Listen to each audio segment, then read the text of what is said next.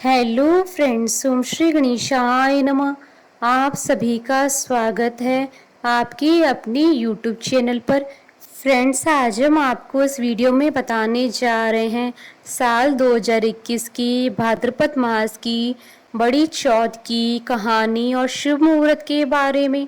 Friends, video शुरू करने से पहले आपसे रिक्वेस्ट है, अगर आप हमारी चैनल पर नए हैं और आपने अभी तक चैनल को सब्सक्राइब नहीं किया है तो प्लीज़ सब्सक्राइब कीजिएगा चैनल को, साथ ही प्रेस कीजिएगा बेल आइकन को, जिससे नए वीडियो से रिलेटेड नोटिफिकेशन आपको तुरंत प्राप्त हो सके। और वीडियो पसंद आने पर वीडियो को लाइक और शेयर जरूर कीजिएगा ताकि सभी भक्तों को इस वीडियो का लाभ प्राप्त हो सके।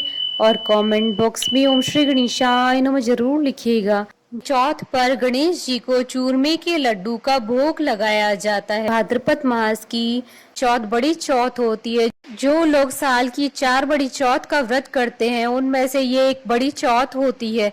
इस दिन गणेश जी को चूरमे के लड्डू या चूरमे का भोग लगाया जाता है। भादवा की चौथ को भादुड़ी चौथ या भोला चौथ भी कहा जाता है। इस दिन चौथ माता का व्रत किया जाता है और चौथ माता की कथा सुनी जाती है। इसके साथ ही विनायक जी की भी कहानी सुनी जाती है। कुंवारी कन्याएं सुंदर, सुशील और अच्छे पति की प्राप्ति के लिए चौथ का व्रत करती हैं और स्त्रियां इस व्रत को अपनी सुहाग और पति की लंबी आयु के लिए करती हैं। फ्रेंड्स, अब आइए जानते हैं भाद्रपद मास की चौथ की शुभ मुहूर्त के बारे में। हिंदू पंचांग के अनुसार इस बार भादो की चौथ 25 अगस्त 2021 बुधवार के दिन है। भाद्रपद कृष्ण चतुर्थी तिथि प्रारंभ होगी 25 अगस्त 2021 को शाम 4:18 पर और भाद्रपद कृष्ण चतुर्थी तिथि का समापन होगा अगले दिन 26 अगस्त 2021 को शाम 5:13 पर और चंद्रोदय का समय रहेगा 25 अगस्त 2021 को रात्रि 8:56 पर। फ्रेंड्स, अब आइए प्रारंभ करें चौथ व्रत की कहानी। एक बुढ़िया माई थी, उसके ग्वालियो बिचौलियो नाम का बेटा था। बुढ़िया माई बेटे के लिए 12 महीनों की 12 चौथ करती। बेटा जंगल से लकड़ी काट कर लाता। दोनों माँ बेटे उनको बेचकर गुजारा करते थे। बुढ़िया माई रोजाना लकड़ियों में से 2 लकड़ी अलग रख लेती और चौथ के दिन बेटे से छुपकर बेचकर सामान लेकर आती। फिर 5 चूरमा के पिंड बनाती, एक बेटे को खिलाती, एक आप खाती, एक चौथ माता को चढ़ाती और वह 2 बांट देती थी। एक चौथ के दिन बेटा अपनी पड़ोसन के घर गया। उसने चूरमे के लड्डू बना रखे थे तो उसने पूछा, आज क्या है जो आपने चूरमा बनाया है? पड़ोसन बोली, मैंने तो आज ही बनाया है, तेरी माँ तो हर चौथ के दिन बनाती है, तुमको आज दिया था क्या?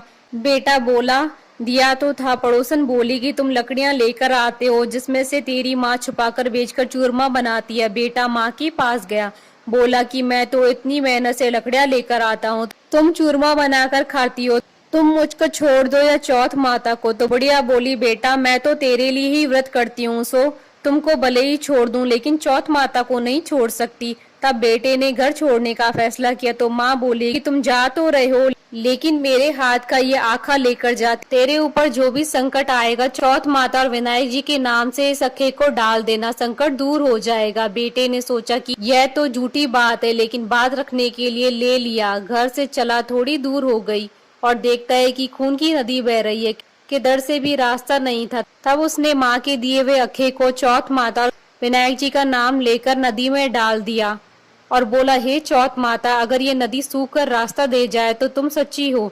इतने में ही नदी सूख कर रास्ता हो जाती है। थोड़े आगे चलने पर तो रात होने लगी और सुनसान जंगल आ गया। तब अखा लेकर बोला, हे चौथ माता, मुझे रास्ता मिल जाए, नहीं तो ये जानवर मुझे खाएंगे। इतने में ही रास्ता मिल गया। आगे एक राजा की नगरी आई। राजा हर महीने एक आदमी की बलि देता था।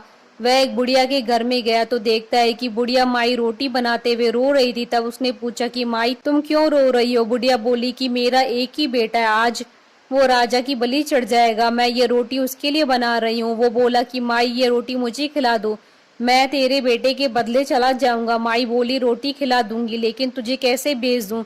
उसने उसे रोटी खिला दी। रात में सोते समय बोला कि राजा का बुलावा आए तो मेरे को जगह देना। आधी रात को बुलावा आया। बूढ़िया माई सोचने लगी कि पराए पूत से कैसे बलि चढ़ा दूं, पर इतने में ही वह जग गया और जाने लगा और बुढ़िया माई से बोला कि मेरी पोटली और लाठी रखी है। बुढ़िया माई सोची कि आज तक की कोई वापस नहीं आया है, कैसे आएगा।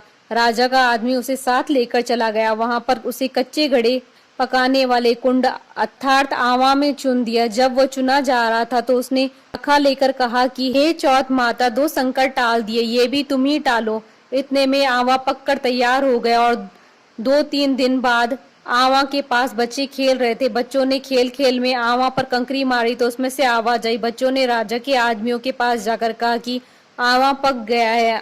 राजा के आदमियों ने सोचा कि 6 महीने में पकने वाला आवा इतनी जल्दी कैसे पक गया। उन्होंने ये बात राजा को बताई। राजा ने जाकर देखा तो सारे बर्तन सोना चांदी के कलश हो गए। वे बर्तन उतारने लगे तो अंदर से आवाज आई कि धीरे धीरे उतारना, अंदर मानस है। राजा ने सोचा कि इसमें से तो पहले तो कभी कोई ऐसी आवाज नहीं आई। राजा ने पूछा कि कौन हो तुम, तो उसने अंदर से ही कहा कि मैं तो वही हूँ जिसे आपने 3 दिन पहले इसमें चुनकर बलि ली थी। उन्होंने खोलकर देखा तो अंदर वही आदमी है जिसे 3 दिन पहले उन्होंने इस आवा में चुनकर बलि चढ़ाई थी।